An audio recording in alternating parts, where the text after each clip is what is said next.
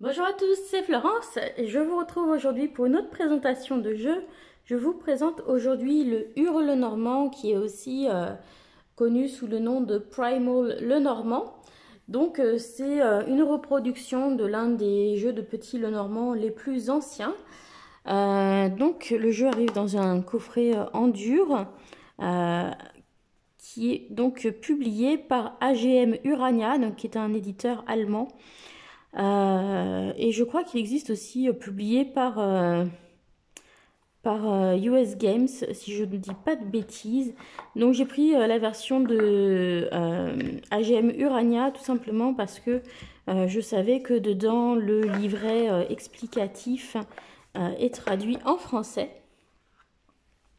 Donc voilà, c'est le jeu de l'espoir.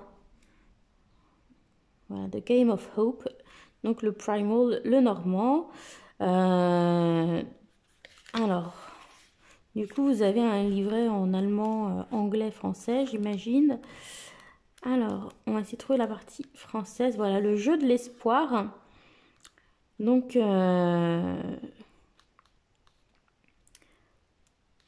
on vous explique que c'est un jeu qui a été publié à Nuremberg en 1799. Donc c'est vous dire à quel point ce jeu est vieux. Et à l'origine, hein, c'est plutôt un jeu de société hein, pour s'amuser dans les salons, davantage qu'un jeu de cartomancie, hein, puisque c'était pas son but principal au départ. Et donc on y jouait avec des jetons et le but était d'arriver le premier à la carte 35. La carte de l'encre qui était symbole de l'espoir. Et donc si vous arriviez plus loin et que vous tombiez sur la croix, eh bien vous étiez bloqué. Voilà, donc normalement vous avez les règles du jeu hein, qui sont expliquées ici, hein, le jeu de l'espoir. Donc je vous invite à regarder la chaîne de Sabrina qui avait présenté tout ce jeu. Hein. Voilà, donc on a toute la signification des cartes. Hein. Donc c'est avec des jetons et des dés, j'imagine. Hein, donc on fait, on fait 6 rangées de 6 cartes, selon indiqué, donc de 1 à 36. On choisit un pion et donc on lance 2 dés, chacun son tour. Ensuite, eh bien, on joue au dé hein, pour avancer.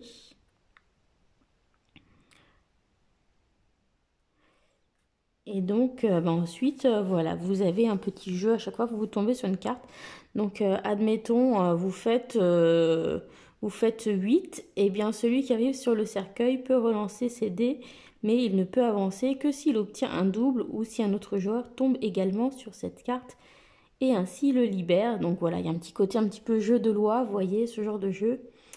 On regarde la 16 un peu plus loin, la carte de l'étoile qui annonce une chose bénéfique, fait gagner aux joueurs 6 jetons de la caisse. Voilà, donc c'est vraiment un jeu de société à la base. Et voilà, donc du coup, j'ai envie d'un week-end de tester, voilà, de jouer avec des petits pions et des dés pour voir, ça doit être rigolo, mais je l'ai avant tout acheté en tant que petit Lenormand. Donc les cartes sont très grandes par rapport à ce que j'ai l'habitude. Donc ça va être un de mes plus grands Lenormand au niveau du format. Voilà, je vous compare avec mon Piatnik Lenormand, qui est mon jeu de référence, puisque c'est un jeu que beaucoup de monde possède. Beaucoup de gens commencent le Lenormand avec celui-ci. Donc voilà, comme ça vous donne une idée un petit peu de la taille. Donc les cartes sont vraiment immenses. Et voilà, j'aime beaucoup son côté très simple au niveau du dessin, très, très vintage. Et donc, quand le jeu est arrivé, vous voyez, on a le dos qui est comme ceci, qui est magnifique, je trouve, avec ses trèfles. Et ce petit symbole, c'est simple, mais c'est beau, je trouve, c'est élégant. Le devant des cartes aussi fait vieilli. Et les tranches étaient toutes blanches. Mais blanches comme sur un jeu neuf, quoi. Donc, non, même mon Piatnik, il fait un peu sale à côté. Parce qu'il a bien servi, donc on n'a pas cet effet-là. Je vais vous sortir le Old Style Lenormand, vous voyez. Bah, d'ailleurs, lui aussi, je pense qu'il va falloir que je le fasse. Donc, on avait un style un peu parchemin des deux côtés, sauf que les tranches, elles étaient comme ça. Donc, c'est un peu dommage, vous voyez, d'avoir quelque chose comme ça et des tranches toutes blanches. Donc, ce que j'ai fait, c'est que j'ai pris un marqueur à alcool et j'ai fait les tranches pour lui donner un côté vraiment vieilli sur l'ensemble du jeu. Donc, du coup, voilà, ça donne ça. Vous voyez, et du coup, quand on l'étale un peu, vous voyez, bah ça, on a vraiment ce côté vieux sur l'ensemble des cartes. Donc, je suis très très satisfaite du résultat. En plus, c'était facile à faire. Il n'y a pas beaucoup de prise de risque, hein, parce que comme de toute façon, le devant n'est pas tout à fait uniforme, ça fait un effet petite tache, vous risquez pas grand-chose. Derrière, c'est pareil. Voilà, donc du coup, ça donne ça. Donc, si ça vous intéresse, si c'est quelque chose que vous voulez faire aussi sur vos jeux comme ça, qui ont un côté un petit peu antique, je vous dis quel feutre, quel marqueur j'ai utilisé. Donc, c'est un marqueur qui coûte cher, mais le résultat est vraiment bien. Donc, c'est la marque Copic Ciao. Donc, il a deux pointes. Il a une pointe comme ça. On dirait une youtubeuse beauté, là. Et une pointe plus souple, comme ça. J'ai utilisé celle-ci, plutôt. Et au niveau du coloris, voilà, c'est le E31 brique beige. Voilà, donc si vous êtes intéressé pour vieillir les tranches de vos jeux, pour donner un côté un petit peu vintage ancien, bah, je vous conseille vraiment celui-ci. En plus, il sèche très très vite, j'ai eu aucun problème.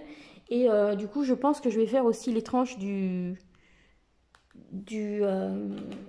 Old Style Le Normand de la même manière. Donc je sais pas pourquoi le jeu est arrivé totalement dans le désordre. Il était sous blister, hein, mais les cartes n'étaient pas dans l'ordre. Depuis, en plus, je l'ai mélangé, donc voilà, je veux vous le montrer quand même. Donc on a la carte des oiseaux ici, donc pour le coup on n'a qu'un seul oiseau. On n'a pas de nom de carte, on a une assez grosse bordure. Donc vous pouvez la garder ou la couper.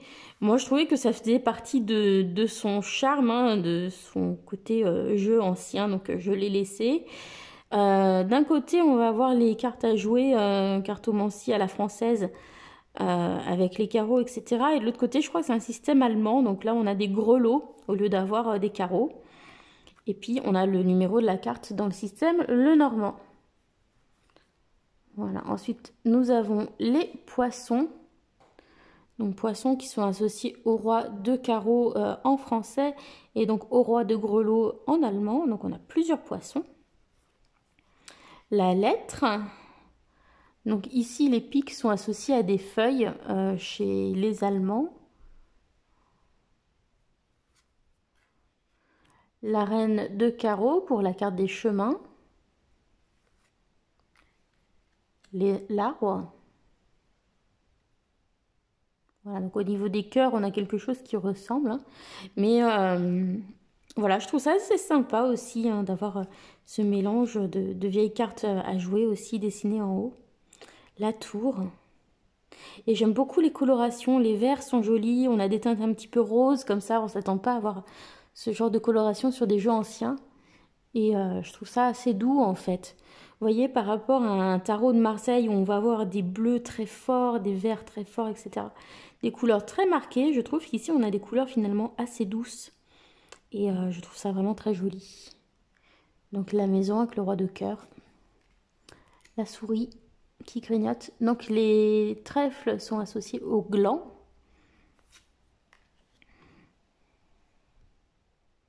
L'anneau. Le renard, hein, qui prépare un mauvais coup. Le cercueil. Le serpent. La cigogne avec une petite grenouille dans le bec.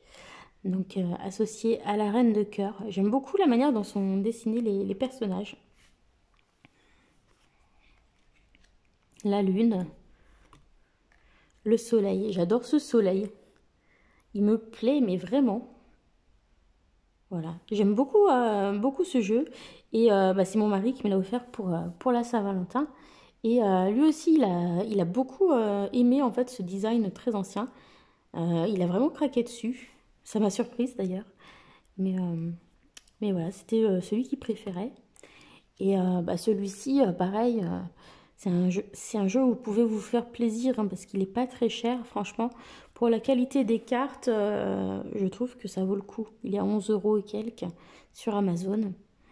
Donc là, on a la carte du fouet, un peu sanglant. Donc ici, c'est le valet de trèfle. La carte du trèfle. La croix. Voilà, j'aime vraiment la simplicité des dessins parce qu'on repère tout de suite la carte dont il est question. Le vaisseau. Le chien. Le cavalier. La faux. L'étoile. Le livre. Le bouquet avec la reine de pique.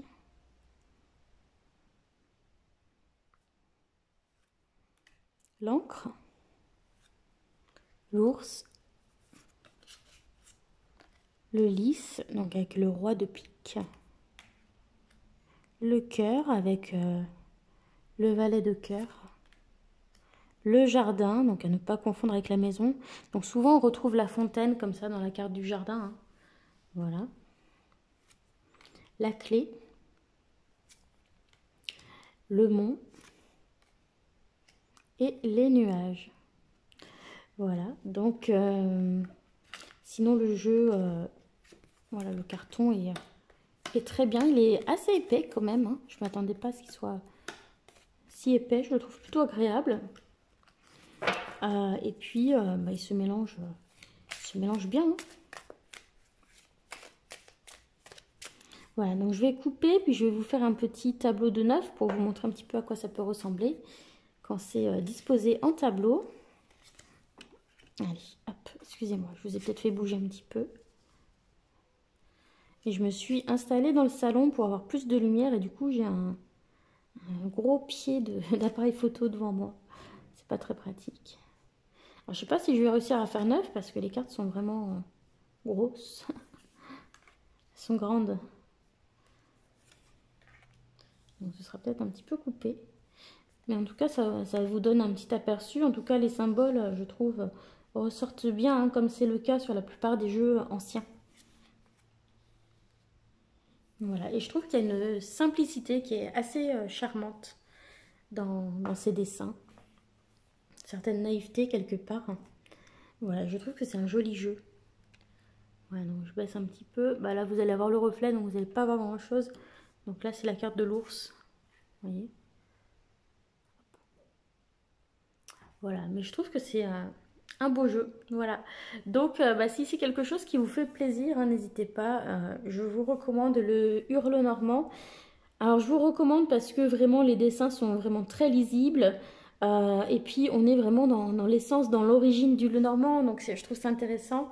Et puis, je trouve ça très sympa d'avoir ce petit livret qui vous explique les origines avec le jeu de l'espoir et la règle du jeu. C'est super cool. Et puis voilà quoi. Après, effectivement, c'est pas le jeu que je vais utiliser pour faire mon grand tableau parce que les cartes sont trop grandes. Mais bon, pour un tableau de 9 cartes, hein, ça passe tout à fait. Hein, là, parce que je suis sur un bandana. Donc, vous voyez, un bandana, c'est pas non plus très grand. Hein, c'est plus petit qu'un tapis de tirage pour les cartes normales. Et malgré tout, j'ai largement la place de faire mon tirage. Hein, c'est plutôt là, avec la caméra et les réflexes, c'est pas très pratique de vous montrer. Mais il y a la place. Voilà. Donc, c'est un jeu que je vous recommande hein, parce qu'il est très beau. Et puis... on est vraiment dans les origines du Lenormand, donc si c'est un système qui vous plaît, je trouve ça bien d'avoir le jeu qui marque un petit peu le début de ce système. Mais effectivement, bon, c'est pas vraiment un jeu qu'on va utiliser pour le grand tableau, ça c'est sûr. Vu le format, à moins peut-être de les redécouper, ce sera peut-être déjà un peu plus facile. Mais bon, en même temps, je trouve que ce serait sans doute dommage de les découper. Parce que ça retire de son cachet, de son authenticité. Voilà. Donc, bah voilà le résultat hein, avec la modification du jeu qui était où j'ai fait les tranches. Voilà, je suis assez contente de ce que ça donne. Donc, c'était le Hurle Normand ou le Game of Hope. Voilà, selon la manière dont vous voulez l'appeler. voilà, je vous dis à bientôt pour la présentation d'un autre jeu. Bisous à tous, bye!